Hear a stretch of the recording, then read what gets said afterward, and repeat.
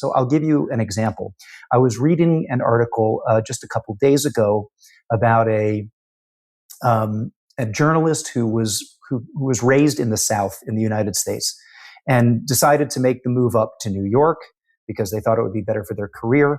And they ended up at some sort of a dinner party where they and their partner were sitting there when everyone at the party started like getting into a heated argument. And these two Southerners were like shifting in their seats so awkwardly because they were like, "Oh my God, I can't believe this dinner party has just devolved into like a massive fight." And afterwards, I think it was a coworker or something. This person went up to the coworker and said, "I feel so bad for you that your dinner party just fell apart like that." And the coworker's like, "What are you talking about? That wasn't a fight. We're Jewish. We talk that way. That's how we speak to each other." So it was this amazing moment where this actual cultural divide created a lost in translation moment because Jews are actually used to having argument and disagreement built into their conversations. There's a well-known thinker, intellectual named Eric Weinstein, who also talks about this, that the way that he was raised, he and his other well-known brother, Brett Weinstein, the way that they were raised was to like debate things at the dinner table with their parents. And that's what sharpened their minds intellectually and caused them to be these constant gadflies and questioners of the status quo. And that's who they are today. And I think that that's something that might actually become a source of tension in a family that's not used to it. There's these, a good example of this, I think, is the old movie Meet the Parents, where Ben Stiller does play this Jewish guy, and he's marrying into this traditionally waspy family. And there is a lot of disconnect, and especially in the sequels where he meets his zany parents, his absolutely embarrassing Jewish parents, and you can actually tell that like there's such miscommunication because of where they come from and what they're used to, that it is actually going to create a lot of unnecessary tension in the family.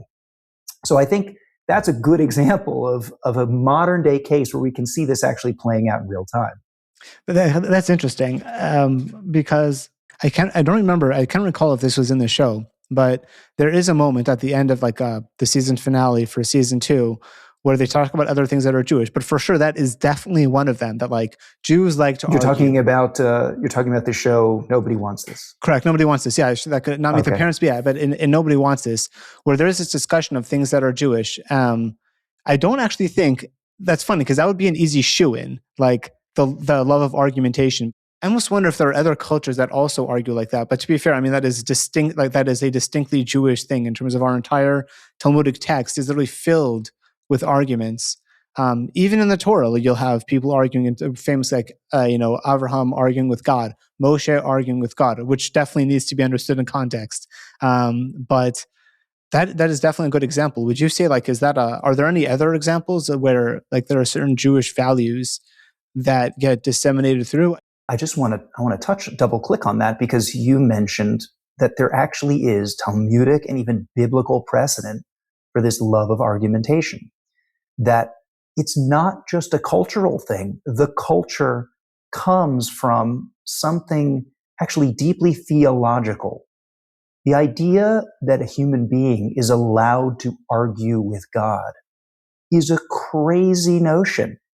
The idea that Abraham we praise him for having a debate with God. God, are you really going to destroy the city of Sodom?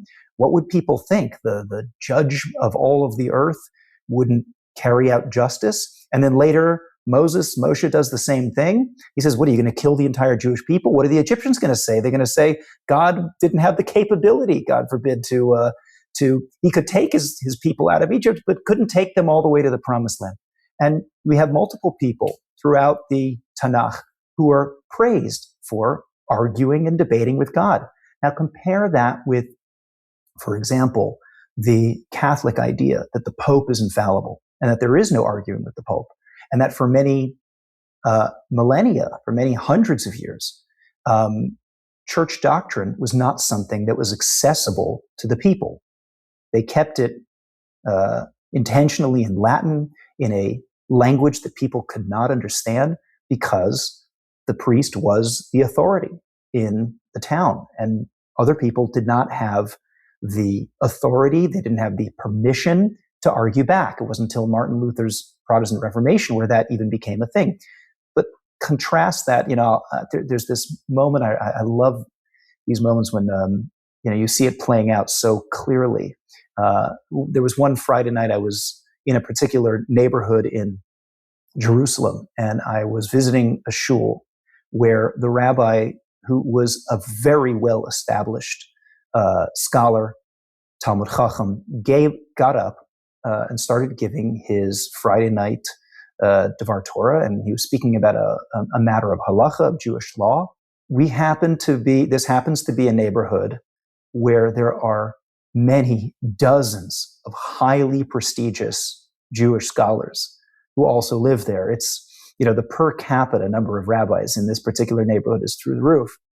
And at a certain point in his speech, somebody who's sitting there, one of the congregants, starts arguing with the rabbi in the middle of his speech.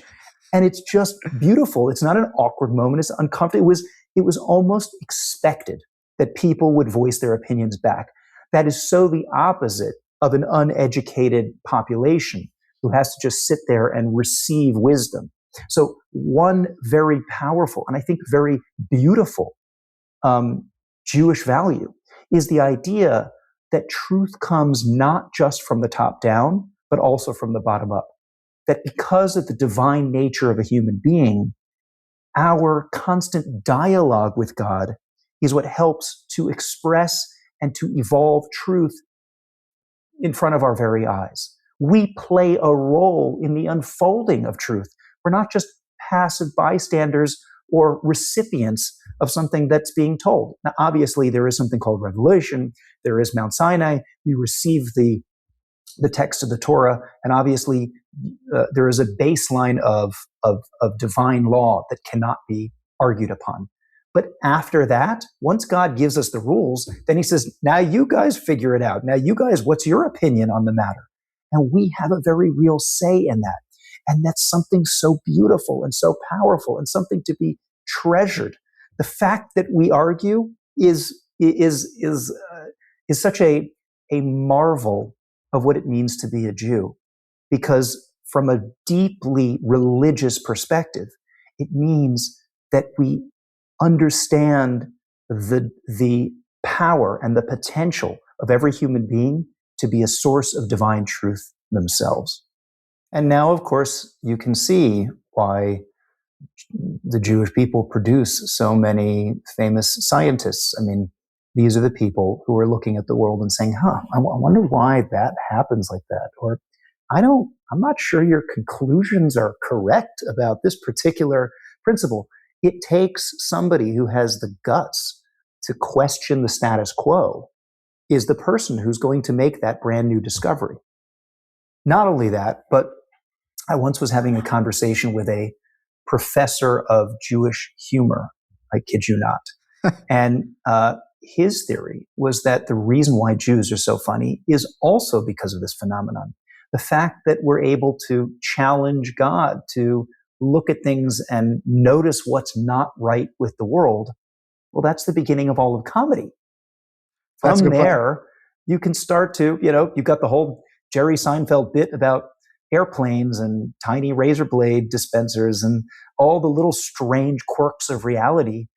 That comes from our ability to criticize, to notice what's not going right, and to feel like we have the gumption. We have we can have a voice to say something about it. So you see where all of this Jewish pride in our Nobel Prize winners and our comedians, all the people that culturally Jews rally around, that stems from a far deeper and far more noble understanding of what it means to be a human being. And that's an entirely Jewish value.